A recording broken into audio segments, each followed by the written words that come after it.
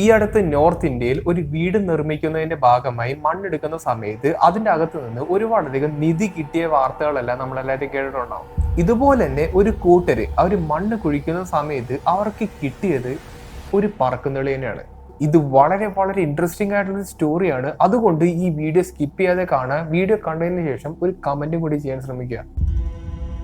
ഇതെല്ലാം നടക്കുന്നത് 1969 അവിടെ ഇസ്റ്റോണിയ എന്ന പേരുള്ള ഒരു സ്ഥലത്ത് ജീവിച്ചു വന്ന ഒരു വ്യക്തിയുടെ പേരായിരുന്നു വിഗോ മോർട്ടസ്. ഇദ്ദേഹത്തെ പറ്റി പറയുകയാണെങ്കിൽ ഏതൊരു സാധാരണ ഹൗസ് ഓണറിനെ പോലെ ഒരു സാധാരണ മനുഷ്യൻ. എന്നാൽ ആ ഒരു കാലഘട്ടത്തിൽ ഇദ്ദേഹത്തിന് ഒരു ആഗ്രഹം തോന്നി. ഇദ്ദേഹത്തിന്റെ പ്രോപ്പർട്ടിയിൽ ഒരു കിണർ വേണമെന്നുള്ളത്. അതിന് കാരണം ചുറ്റിനുമുള്ള വീടുകളിലെല്ലാം ഈ പറയുന്ന പോലെ ഒരു കിണറുണ്ടായിരുന്നു. അതിനുവേണ്ടി വീടിന് പുറകുവശത്ത് പോയി ഒരു മൺവെട്ടിയും കൊണ്ട് കുഴിക്കാൻ തുടങ്ങി. നമ്മുടെ നാട്ടിലുള്ള ആൾക്കാരുടെ ഒരു രീതിയല്ല ഇവർക്കെല്ലാവർക്കും. അതായത് ഇവർക്ക് പലതരത്തിലുള്ള കാര്യങ്ങളും സ്വന്തം ഒറ്റയ്ക്ക് ചെയ്യാനുള്ള ഒരു ആഗ്രഹം ഉണ്ടാവും. അതും ഇവർ ചെയ്യുന്ന വർക്കുകളെല്ലാം ഒരു പക്ഷേ ഒരു പ്രൊഫഷണൽ ചെയ്യുന്ന രീതിയിലായിരിക്കും ഇവർ ചെയ്തെടുക്കുക.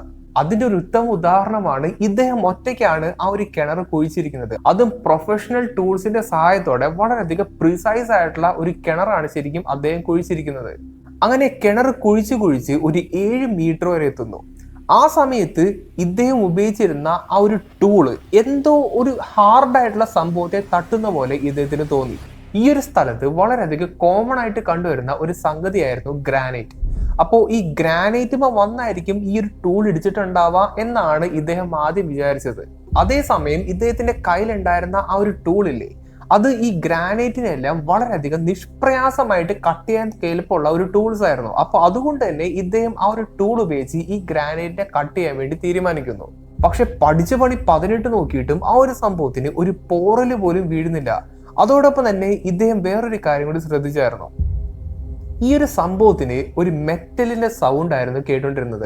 ആ കാലഘട്ടത്ത് സോവിയറ്റ് യൂണിയനിൽ ഉണ്ടായിരുന്ന ഹിസ്റ്റോണിയ എന്ന് പറയുന്ന ഒരു സ്ഥലത്ത് വെച്ചിട്ടാണ് ഇതെല്ലാം നടക്കുന്നത്. ഒരുപാട് വർഷങ്ങൾക്ക് മുന്നേ അവിടെ പലതരത്തിലുള്ള കോൺഫ്ലിക്റ്റുകളും യുദ്ധങ്ങളൊക്കെ നടന്നതുകൊണ്ട് തന്നെ യുദ്ധത്തിന് വേണ്ടി ഉപയോഗിച്ചിരിക്കുന്ന എന്തെങ്കിലും ഒരു എക്യുപ്മെന്റിന്റെ ബാക്കി മണ്ണിന്റെ അടിയിൽ പെട്ടതായിരിക്കാം എന്നാണ് ഇദ്ദേഹം ആദ്യം വിചാരിച്ചിരുന്നത്. അങ്ങനെ പറ്റാവുന്ന രീതിയിലുള്ള മണ്ണൊക്കെ എടുത്ത് മാറ്റിയപ്പോൾ ഇദ്ദേഹത്തിന് ഒരു കാര്യം മനസ്സിലായി. ഇദ്ദേഹം നിന്നിരുന്നത് ഒരു സോസർ ഷേപ്പ് ഉള്ള ഒരു ഒബ്ജക്റ്റിന് മുകളിലായിരുന്നു.